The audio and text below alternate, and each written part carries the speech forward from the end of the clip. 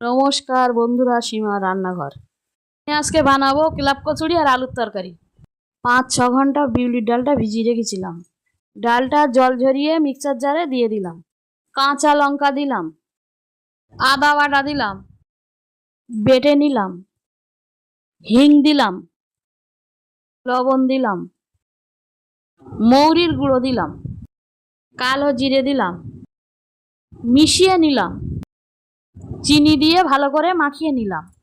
পুরটা রেডি করে নিলাম।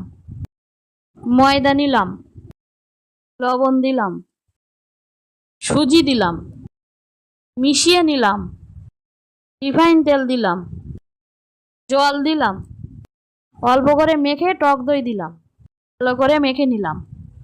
1 ঘন্টা মতো মেখে রেখেছিলাম। ছোট ছোট করে লেচি কেটে নিলাম। লেচিটা বাটির মতো করে নিলাম।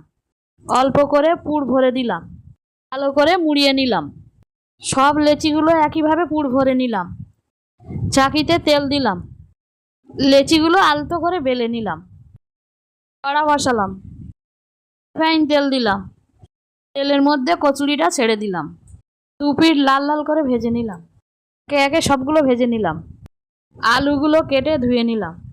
রিফাইন তেল দিলাম, শুকনো লঙ্কা দিলাম, 5 ফোড়ন দিলাম, আলুগুলো দিয়ে দিলাম, লবণ দিলাম, নাড়াচাড়া করে নিলাম, জল দিলাম, ফুটিয়ে নিলাম, বাদাম দিলাম, ধনে পাতা দিলাম, আরও কিছুক্ষণ ফুটিয়ে নিলাম। নামিয়ে নিলাম।